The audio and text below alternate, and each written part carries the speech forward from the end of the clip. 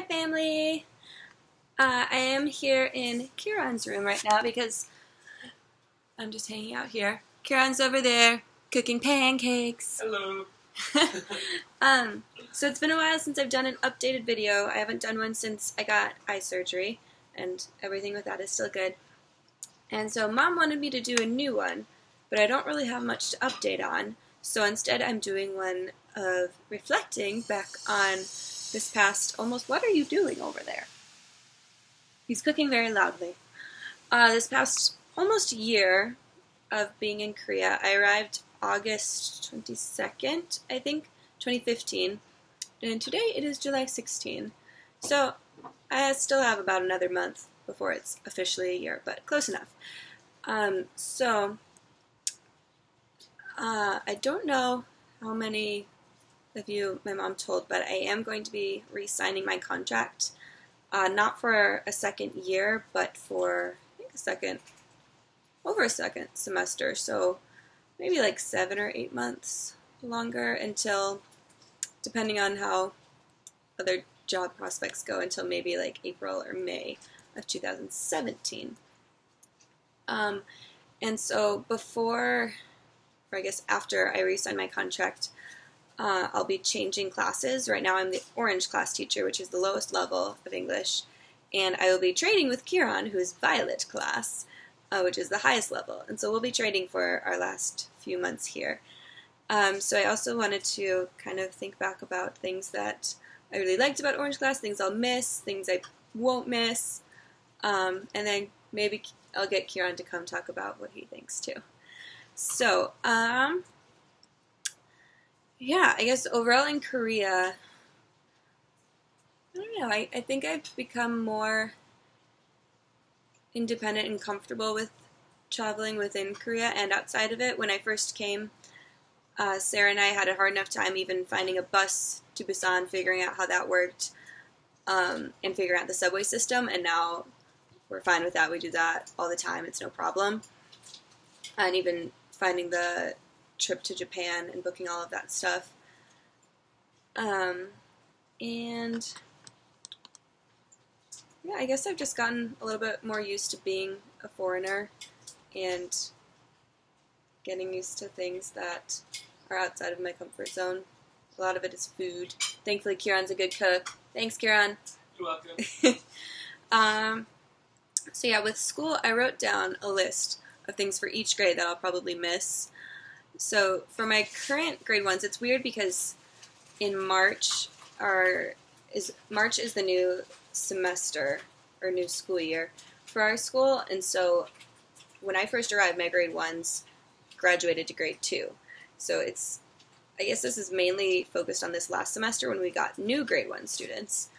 I'm going to miss everything about them. They're amazing. I love them. They started off a really, really low level. Some of them didn't have any English at all. A lot of them didn't know the alphabet, letter sounds, and they've come so far in just a few months, where a lot of them are now reading short vowel words, 3-letter words, which is really nice. A lot of them I think are going to end up leveling up to yellow, which is sad, so Kieran won't get to experience teaching them. Yeah, but they're just really cute. They're really sweet. They all run and hug me almost every single day when they see me, so that's nice. And I don't know, they try really hard, and I think that's also why they've improved so much. Whereas some of my other students, especially in the older grades, are kind of over English, or they kind of think, well, this is as much as I'm going to know, and so they don't really try as much. So it's kind of refreshing to have a grade where they really do genuinely love English and really want to learn it. Grade 2, I'm going to miss them too. There's a couple of them that are more mischievous than in my grade 1s, but they still overall are pretty innocent and still like learning English. They just get a little bit more rambunctious and silly. I'm going to miss some of my students are just really silly and they just blurt things out all the time, and some of the things that they blurt out are really funny. I told you this story, Kieran, with the blue chicken. So we're learning animals, and farm animals and zoo animals and pet animals specifically. So we get to zoo animals, and one of the animals is a peacock. And so in introducing the new vocab, I just showed them the picture of the animals first, and then just to see if they knew it or not. Like, most of them knew tiger, lion, common animals. And so they all knew chicken, and then peacock comes up, and they go, blue chicken! Obviously, that's what it is. And I said, no, it's a peacock. And they kind of looked at me, and they go, pickle? No, peacock. And so they still, just for fun, call it a blue chicken. So that's my most recent thing, I guess, that was funny, that I'll miss their kind of silliness. Grade 3, they're tricky. I have 14 students, and 13 of them are boys. And they're all really, for the most part, they're all really good students. It's just having that many boys in one classroom with only one poor little quiet girl can be tricky because they all have so much energy. My favorite memory with them was recent. We're practicing for the song contest, and our song is Yellow Lemon Tree by Fool's Garden. And there's a part in the song where it's like, I feel so lonely, I miss the power. And the dance move to go along with that is just flexing. And we've been practicing this for a few weeks. And all of a sudden, one day, we do that move, and all the students like point and they go, oh, teacher, muscles! Like, I mean, I was wearing a t-shirt. I've done that before, but for whatever reason, this was a muscle t-shirt, apparently. And they just could not stop talking about my big, apparently, arm muscles, and that I'm a strong teacher. And they couldn't let it go. I could tell for the rest of the song they were still, like, chattering about it.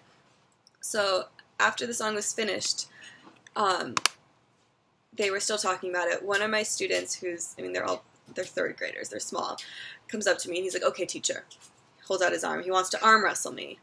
So I said, all right, because I'm a strong teacher. Within 3 seconds, I go, boom, because he's a tiny little third grader. And I'm just really strong. Kieran doesn't agree. And so that happened, and all of the other boys were like, oh my gosh, say man, oh, that was the boy's name. And so they were making fun of him because he got beat by a female teacher. And so then one of them goes, Hulk teacher. And they decided that that's my new name. And I said, well, the Hulk is green. Should I be green class teacher then? They're like, no, orange Hulk teacher. And so that kind of became a thing. It was funny. So even though it's tricky having all of those boys, they are really entertaining sometimes. And other times they want me to make... They make me want to pull my hair out. And they take away all of my words, obviously, because they can be very frustrating also. But I love them.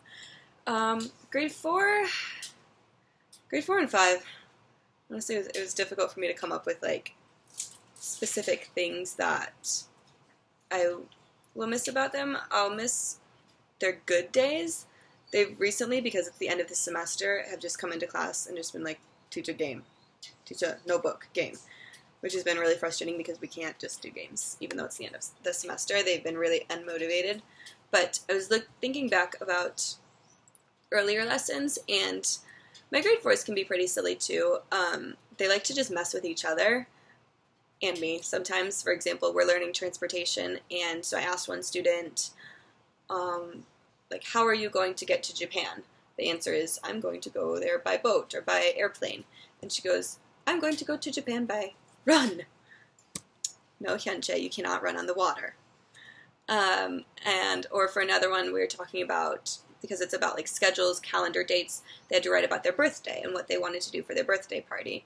And before I called in one girl, and before she could even answer, the boys started to answer for her and said, oh, Seirin no party, Seirin library. And they decided that Seirin wants to have she doesn't want a birthday party, she just goes to the library for her birthday. Seirin did not appreciate that, but it was kind of funny. So just little things like that. They have more of a sarcastic sense of humor, I think. Grade 5s are tricky. I only have 5 students because they're the 5 students that I had more last semester, but these were the ones that really couldn't read or really struggled with reading, and the rest of them leveled up so that they could get more intensive, I guess, lessons on reading. And they're still even though there's only 5 of them, that almost makes it more difficult because I don't have the higher level students to kind of explain things to the lower level ones. It's just the lower levels.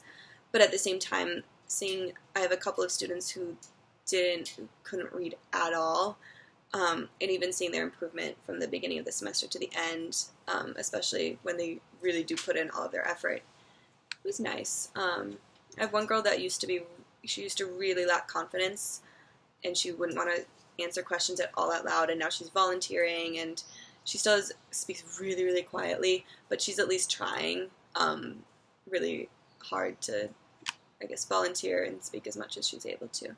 So that's nice. I'm sure there's other things that I'll miss about them and about all of my students overall, but this is just the short list that I came up with 30 seconds before I started this video. Things that I won't miss and things I'm looking forward to not necessarily having to worry about in Violet class are just the constant miscommunications. Yeah.